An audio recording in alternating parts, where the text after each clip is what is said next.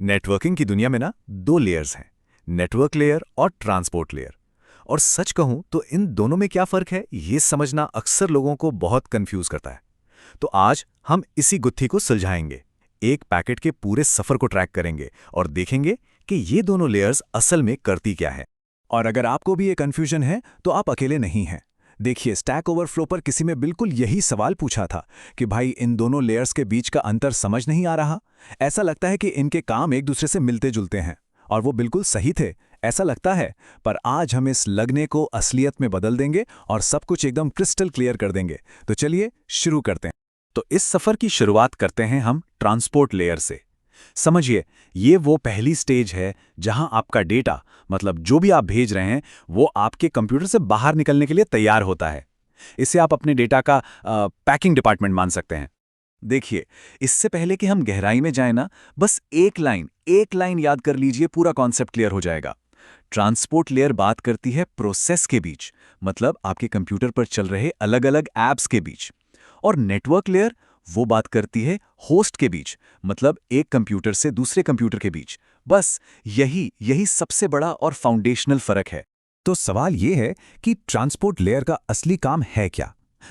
ये आपके कंप्यूटर पर चल रहे सॉफ्टवेयर और डेटा को असल में भेजने की दुनिया के बीच एक ब्रिज, एक पुल का काम करती है।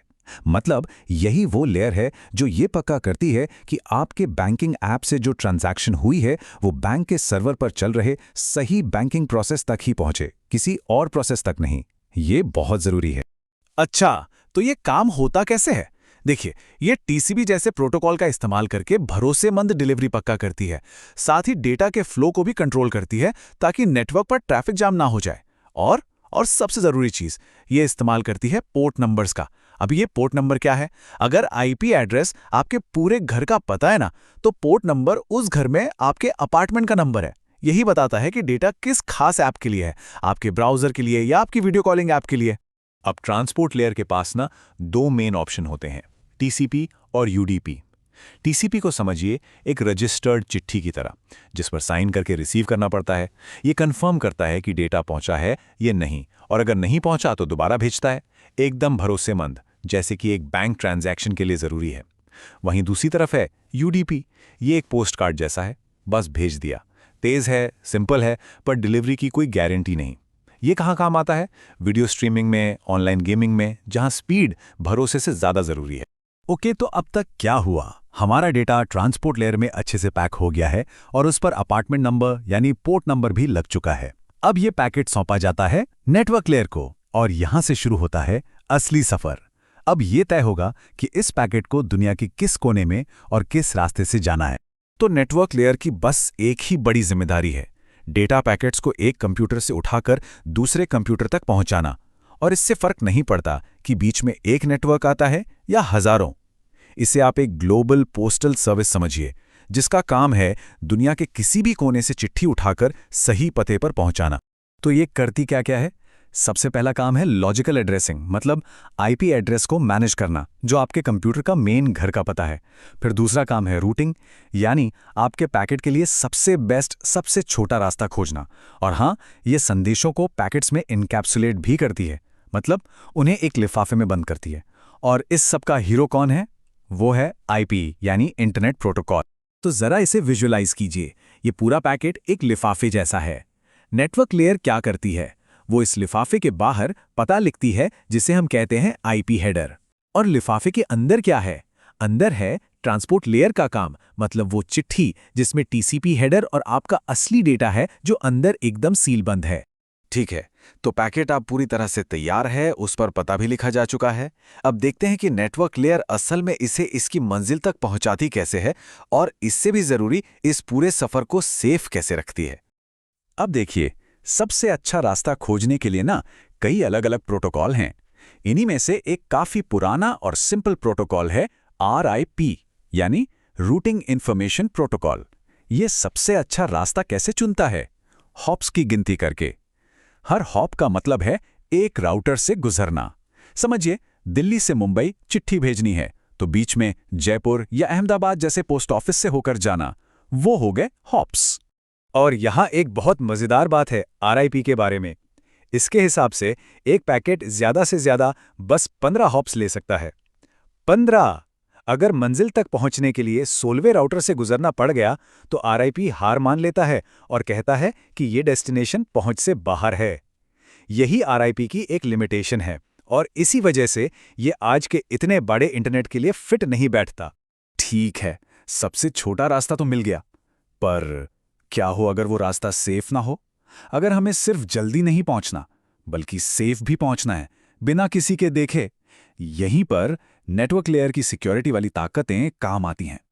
और इसका एक बहुत ही कॉमन सॉल्यूशन है जिसके बारे में सब ने सुना होगा, वीपीएन, वर्चुअल प्राइवेट नेटवर्क। ये कमाल की टेक्नोलॉजी है जो आपके डेटा के लिए पब्लिक इंटरनेट जैसे खुले रास्ते पर एक प्राइवेट खुफिया सुरंग, एक टनल बना देती है। ये वीपीएन है ना, ये आपके डेटा के लिए एक इनविजिबल कवच की तरह है। आपका डेटा भले ही पब्लिक हाईवे यानी इंटरनेट पर ही चल रहा हो, लेकिन वो इस प्राइवेट टनल के अंदर होता है जहां बाहर से कोई भी झांक नहीं सकता। तो वीपीएन को ये ताकत मिलती कहां से है? ये आती है आईपीसेक से। आईपीसेक एक सिक्योरिटी का पूरा ढांचा है जो काम करता है ठीक नेटवर्क लेयर पर। इसका काम ही है डेटा पैकेट्स को प्रोटेक्ट करना। तो देखा, वीपीएन की सिक्योरिटी सीधे सीधे नेटवर्क लेयर से ही जुड़ी है। आईपीसेक काम करने के दो मेन तरीके अपनाता है, ट्रांसपोर्ट मोड और टनल मोड। ट्रांसपोर्ट मोड में क्या होता है समझिए। लिफाफे में डालने से पहले आपने अपनी चिट्ठी को एक सीक्रेट कोड में बदल दिया।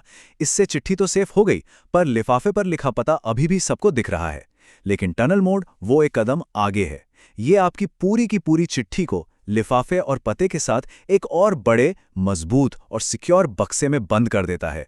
तो इसमें मिलती है डबल सिक्योरिटी। तो हमने दोनों लेयर्स को अलग अलग करके देख लिया। अब टाइम है इन सबको एक साथ जोड़ने का और पूरी पिक्चर को एक बार में समझने का। तो अगर इस पूरी बातचीत से एक चीज याद रखनी हो तो वो ये है, ट्रांसपोर्ट लेयर बात करती है प्रोसेस से और नेटवर्क लेयर बात करती है होस्ट से। एक संदेश को तैयार करता है और दूसरा उस लिफाफे को डिलीवर करता है। इससे सिंपल और यादगार तरीका नहीं हो सकता इन दोनों का फर्क समझने का। और ये टेबल ये सब कुछ एक फ्रेम में ले आती है। चलिए देखते हैं। जिम्मेदारी ट्रांसपोर्ट लेयर की है प्रोसेस टू प्रोसेस और नेटवर्क लेयर की होस्ट टू होस्ट। एड्रेसिंग की बात करें तो ट्रांसपोर्ट लेयर इस्तेमाल करती है पोर्ट नंबर्स यानी अपार्टमेंट का नंबर, और नेटवर्क लेयर इस्तेमाल करती है आईपी एड्रेस यानी घर का पता। प्रोटोकॉल ट्रांसपोर्ट में है टीसीपी और यूडीपी और नेटवर्क में आईपी और आरआईपी। और आखिर में हमारी एनालॉजी, ट्रांसपोर्ट लेयर चिट्ठी तैयार करके उस पर अपार्टमेंट नंबर लिखती है, जबकि नेटवर्क लेयर एक ग्लोबल पोस्टल सर्विस की तरह उस पूरे लिफाफे को उसकी मंजिल तक पहुंचाती है। तो अब हम जानते हैं कि ये दोनों लेयर्स कैसे एक टीम की तरह काम करती हैं। लेकिन ये कहानी का सिर्फ एक हिस्सा है। कभी सोचा है कि इस पूरे डिजिटल सफर के पीछे असल दुनिया में, मतलब केबल्स, फाइबर ऑप्टिक्स, वाईफाई की तरंगे, ये सब क्या रोल प्ले करती हैं?